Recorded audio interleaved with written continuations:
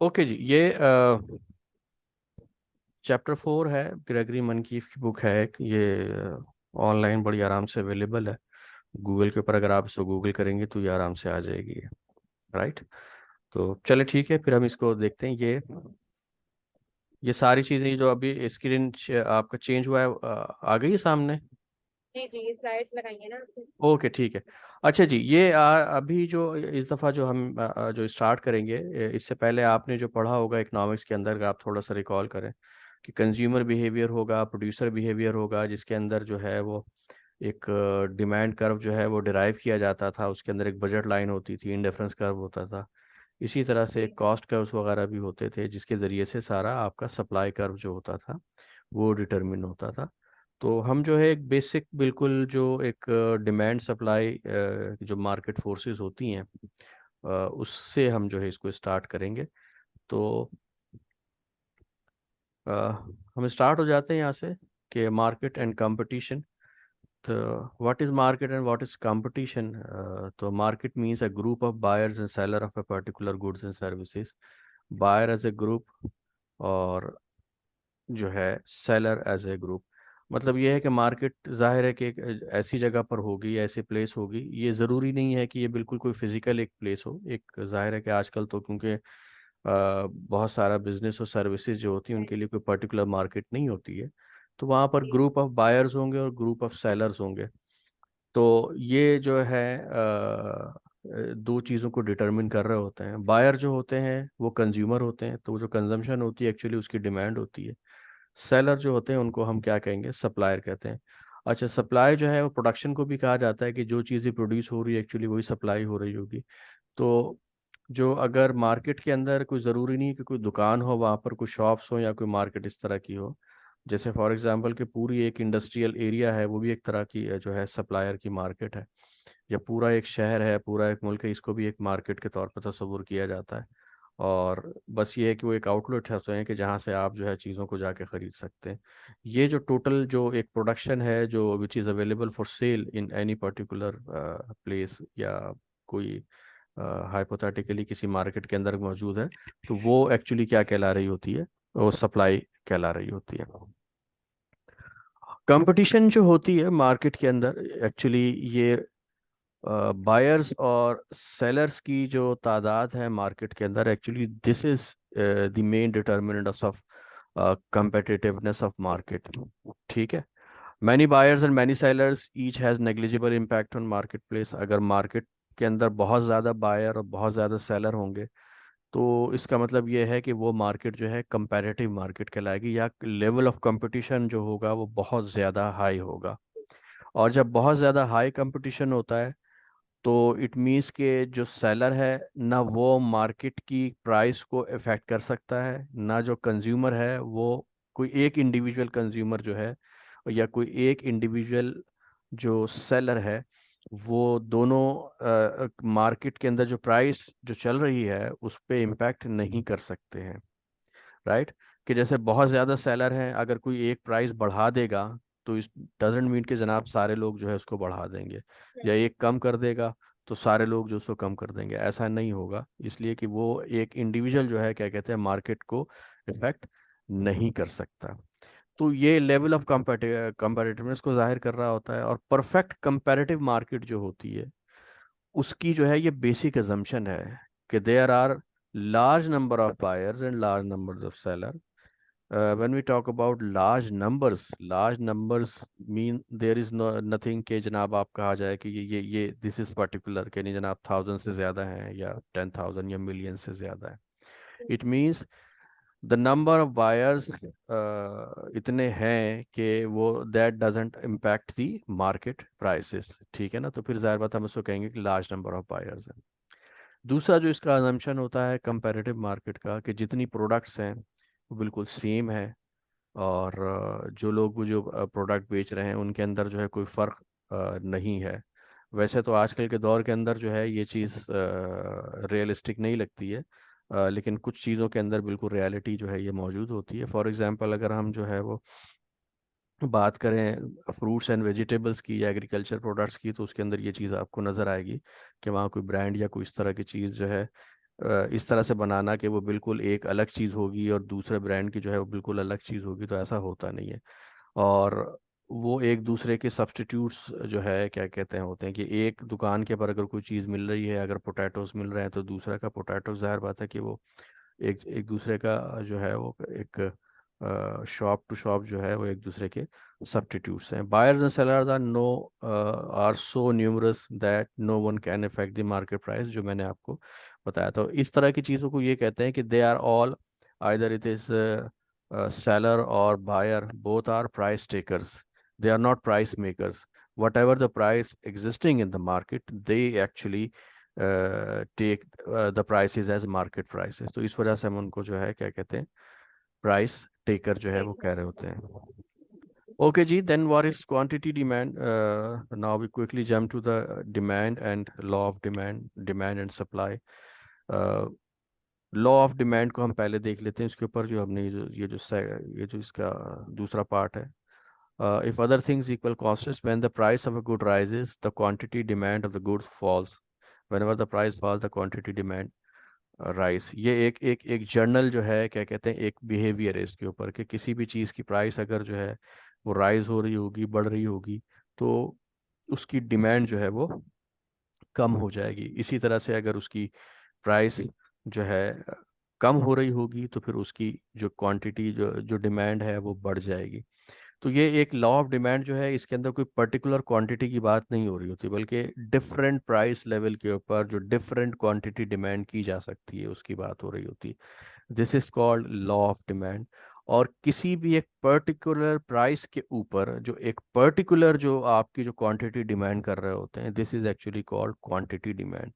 कि for example कि जनाब के एक है पोटैटोज़ की मुख्तलिफ प्राइस हैं, जो हम 100 से शुरू करते हैं, 100, 90, 80, फिर उसके बाद बिल्कुल 10 पे आ जाती है।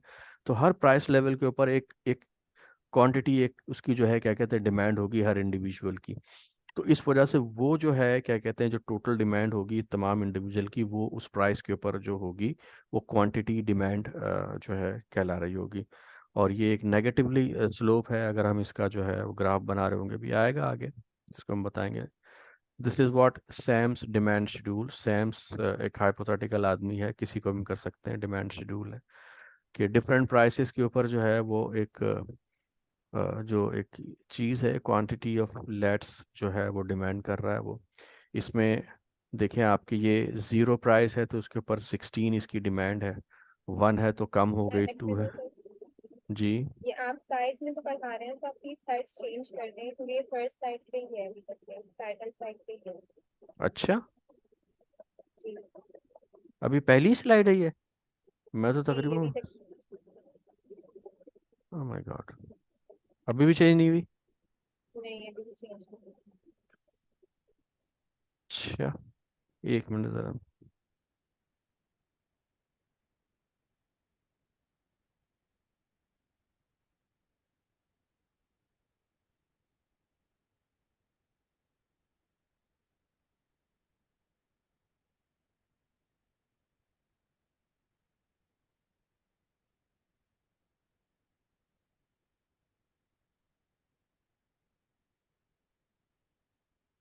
या तो वही।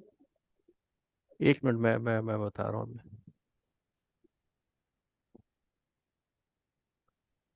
अब हो रही है शेयर? जी जी, अब हो गई है। अच्छा, आप देखिए मैंने इसका पेज अप किया है, ये एक मिनट, पेज अप हुआ या नहीं हुआ? जी जी, हो गया। स्लाइड भी है।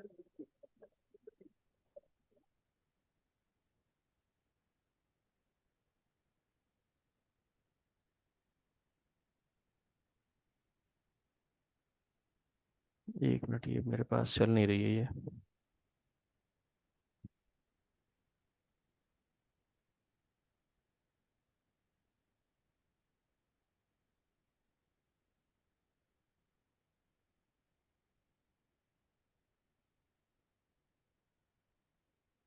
ये आ रही है आपकी सैम्स डिमांड शेड्यूल? अभी मैंने चेंज की है। जी हो जी रही है जी, आ चेंज? रही है। जी जी, हो रही है। ओके जी।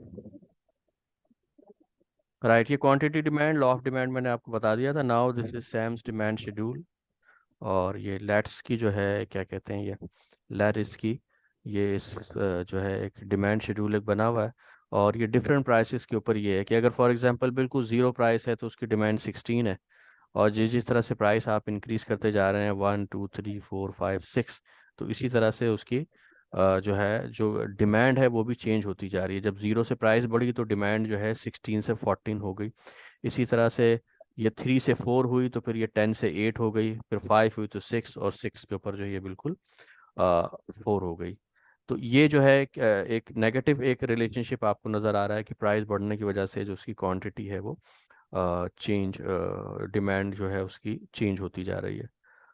ओके जी, ये इसके ऊपर आपका एक ये डिफरेंट प्राइसेस के ऊपर ये एक एक्स एक्सिस के ऊपर जो है हमने क्वांटिटी ऑफ फ्लैट्स जो है वो लिया हुआ, और वर्टिकल एक्सिस के ऊपर प्राइस ऑफ फ्लैट्स। तो पहला पॉइंट ये है जहाँ पर ज़ीरो प्राइस के ऊपर जो है क्वांटिटी 16 है, ये आप देख रहे हैं। सेकंड के ऊपर जो है वो 14, और जब प्राइस 1 थी। फिर उसके बाद जब प्राइस 2 हुई तो इसकी जो क्वांटिटी डिमांड है वो 12। फिर 3 के ऊपर 10, 4 पे 8, 5 पे 6, और ये 6 पे जो है 4। अगर हम तमाम पॉइंट्स को मिला देंगे तो ये एक आपका डिमांड शेड्यूल जो है वो बन जाएगा। तो ये नॉर्मल गुड है ना, इसको हम नॉर्मल गुड्स ही कहते हैं। गुड्स की बहुत सारी जो है और भी कैरेक्टरिस्टिक होती हैं, लेकिन हम यहाँ नॉर्मल गुड की बात कर रहे हैं। ओके जी, दिस इज जो थी हमने डिमांड, जो सिर्फ एक इंडिविजुअल की डिमांड अभी हमने देखी थी। And what is market demand? Market demand is actually the sum of all individual demand for a goods और सर्विसेज। मार्केट डिमांड का sum the individual of demand का, उसका जो एक हॉरिजॉन्टल समीशन होता है वो सारा का सारा जो है मतलब प्राइस तो जाहिर बात है वही रहेंगी चाहे डिफरेंट इंडिविजुअल हो, लेकिन मार्केट के अंदर प्राइस जो होगी जो वर्टिकल एक्सिस पे थी वो बिल्कुल सेम रहेगी, लेकिन क्वांटिटी डिमांड जो है वो हर किसी की हम ऐड करते चले जाएंगे। तो फिर ये हमारी क्वांटिटी डिमांड कहला रही होगी। जो जैसे इसके अंदर एग्जांपल दी हुई है कि for example there are only two individual in the market, Sam and Dean are the only two buyers in the market for lettuce. तो ये क्वांटिटी डिमांड। जैसे फॉर एग्जांपल कि सैम्स का है डिमांड डिफरेंट प्राइस के ऊपर, और ये नंबर 2 पे जो है डेन्स का डिमांड है। तो अब ये टोटल डिमांड जो होगी जो ज़ीरो प्राइस के ऊपर 16 एंड 8 है, इनको प्लस कर दिया जाएगा। अगर हम इसको प्लस करेंगे तो ये क्या हो जाएगा? मार्केट डिमांड आ जाएगा। ठीक है ना, ये 24, 21, और इस तरह से जो है क्या कहते हैं, ये आप देख रहे हैं कि 16 को 8 में प्लस किया 24, प्राइस जब 2 थी तो ये 12 एंड 6 था, इसको प्लस किया तो 18 आ गया। और फिर इसी तरह से जो सो ऑन, जो प्राइस 6 है तो 6 के ऊपर 4 plus 2 is equal to 6। This is actually the market demand, market quantity demand. ठीक है, ये एक डिफरेंट प्राइस के ऊपर। इसका जब हम ग्राफ ड्रॉ करेंगे तो वो ग्राफ जो है वो कुछ इस तरह से ड्रॉ होगा कि ज़ीरो प्राइस के ऊपर 24 डिमांड थी, और इसी तरह से जो है जो 15 है, 3 के ऊपर जो है ये डिमांड ये 15 थी, और जब इसकी प्राइस 4 थी तो उसके ऊपर जो है ये 12 है, और सो ऑन। ठीक है, ये सारे को जब हम प्लस कर देंगे तो ये हमारा क्या कहलाएगा? मार्केट डिमांड कर्व जो है वो कहला रहा होगा। ओके जी, दिस इज डिमांड। अब उसमें से ये है मैं दोबारा ज़रा क्विकली पीछे जाता हूँ इसको। इसमें देखें ये दो चीज़ें हैं इसके ऊपर कि प्राइस कम हो रही है तो डिमांड जो है बढ़ती चली जा रही है। 6 से बिल्कुल यहाँ पर इतनी सी डिमांड थी, लेकिन जब बिल्कुल ये 1 पे आ गई तो डिमांड यहाँ पर आ गई। ठीक है, ये प्राइस के साथ साथ। लेकिन कभी ऐसा होता है कि उसी प्राइस के ऊपर जो है डिमांड फिर भी बढ़ जाती है। तो आप ये समझ लें कि जो डिमांड शेड्यूल है इसके अंदर दो एंडोजेनस वेरिएबल है। एंडोजेनस वेरिएबल कौन से? ये प्राइस और क्वांटिटी। तो प्राइस के चेंज होने की वजह से जो चेंज आ रहा है वो अलोंग द कर्व जो है, ये हम इसको कर्व ही कहेंगे। ये बिल्कुल स्ट्रेट लाइन उमूमन होती नहीं है, लेकिन ये कि आसानी के लिए हमने कहा हुआ है कि ये आपकी स्ट्रेट लाइन है। तो आप ये समझ लें कि ये स्ट्रेट जो है ये मूवमेंट अलोंग द कर्व होगा। अगर प्राइस चेंज होता है और क्वांटिटी डिमांड चेंज होती है तो ये आपके इस पॉइंट से इस पॉइंट पर मूव कर जाएंगे, इस पॉइंट से इस पॉइंट पे, एंड सो ऑन। ये आप इसके मूवमेंट जो है इस तरह से होगी। तो इसी तरह से ये भी है कि जिस तरह से मूवमेंट होती है इसी तरह से डिमांड कर्व जो है वो शिफ्ट होता है, जिसमें मैंने बताया आपको कि एक एंडोजेनस वेरिएबल होते हैं, इस तरह से कुछ एक्सोजेनस वेरिएबल होते हैं जिसकी वजह से शिफ्ट होती है। तो इसमें जो पहला पॉइंट लिखा था, demand curve shows how price affects quantity demand other things being equal. ये जो चीज़ है अदर थिंग्स बीइंग इक्वल, यानी कि सिर्फ प्राइस और क्वांटिटी डिमांड चेंज हो रही हो तो फिर जो है ये चेंज होगा जो डिमांड, तो उसकी वजह से जो ये सिर्फ प्राइस के चेंज होने की वजह से। लेकिन अगर ये जो लिखा हुआ है अदर थिंग्स, कुछ और भी चीज़ें हैं जो एक्सोजिनस होती हैं, वो अगर चेंज हो जाएं तो जाहिर बात है कि इसकी वजह से भी डिमांड चेंज हो सकती है। और ये सारे के सारे नॉन प्राइस डिटर्मिनेंट्स कहलाते हैं। ओके, अब इसमें से क्या फॉर हो सकता है? एग्जाम्पल क्या? जी मैं वही बता रहा हूँ, ठीक है। ये जैसे मैं इस पे आ जाता हूँ,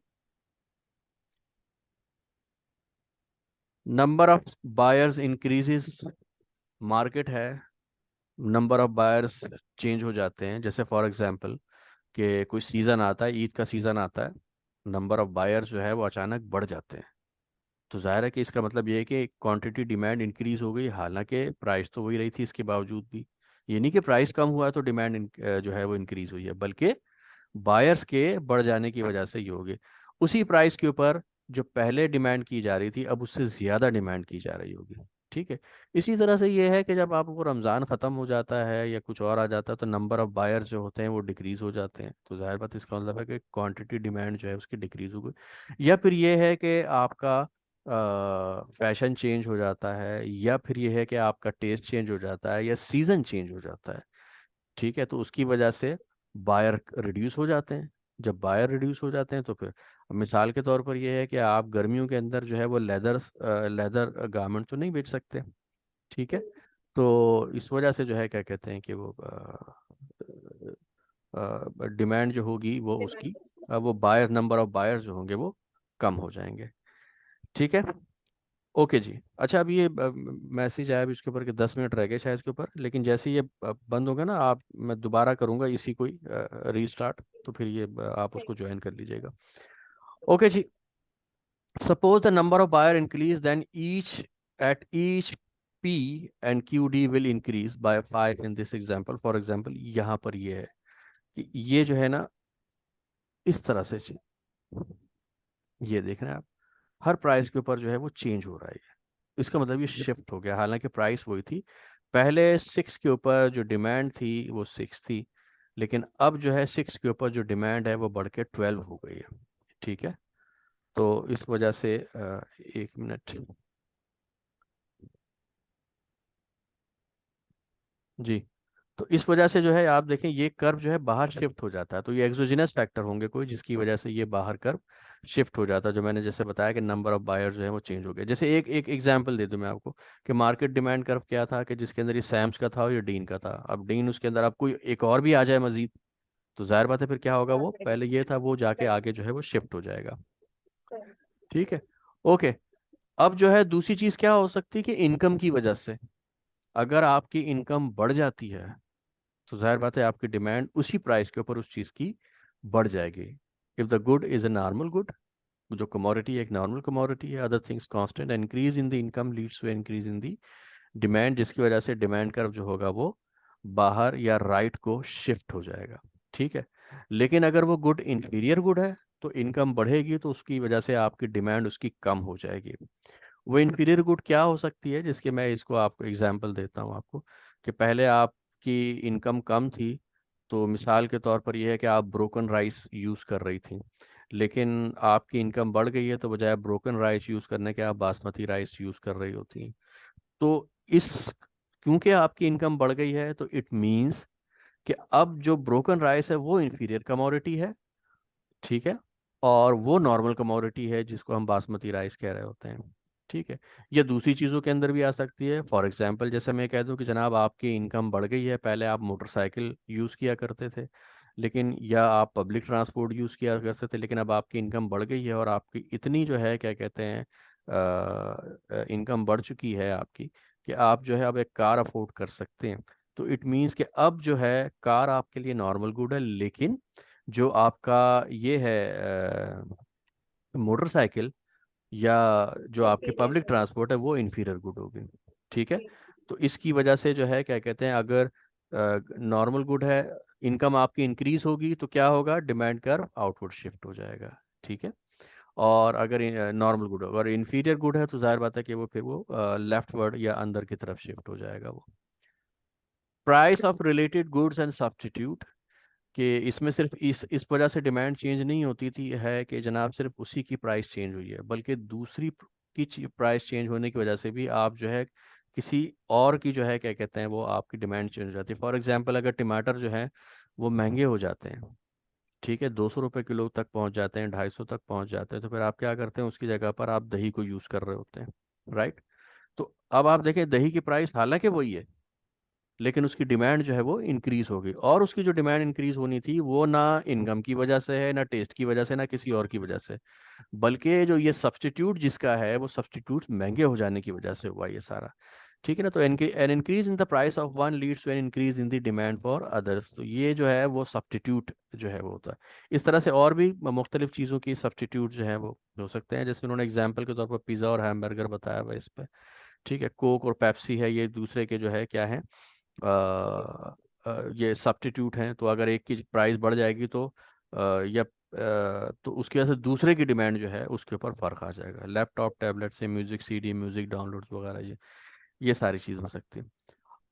अच्छा जी, अब कुछ प्राइसेस ऐसी होती हैं जो रिलेटेड यानी कि जॉइंटली यूज़ होती हैं, जो कॉम्प्लीमेंट होती है। फॉर एग्जांपल हमने ये कहा कि आपकी जो है वो जैसे आजकल ब्रेड, जाहिर बात है महंगा है इसलिए कि आटा बहुत महंगा है इस वक्त, लेकिन अगर ये आटा सस्ता हो जाता है और ब्रेड सस्ती हो जाती है जिसकी वजह से आपकी ब्रेड की डिमांड बढ़ जाती है, तो आप ब्रेड जो है क्या कहते हैं अकेले तो नहीं इसको यूज़ करेंगे, बल्कि उसके साथ जो जैम, जेली वगैरह, या फिर आप जो क्या कहते हैं मक्खन वगैरह होता है वो भी साथ इस्तेमाल करेंगे।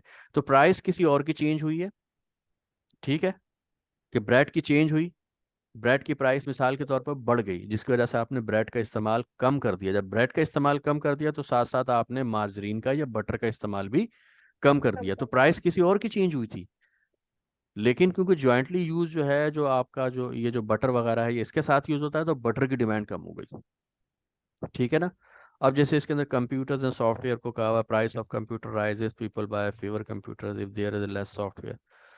तो ये जो है इसको थोड़ा सा इसमें अगर कंप्यूटर बहुत ज़्यादा महंगा हो जाएगा तो सॉफ्टवेयर किस पे यूज़ करते हैं, तो जाहिर है कि कंप्यूटर पे यूज़ कर रहे होते हैं।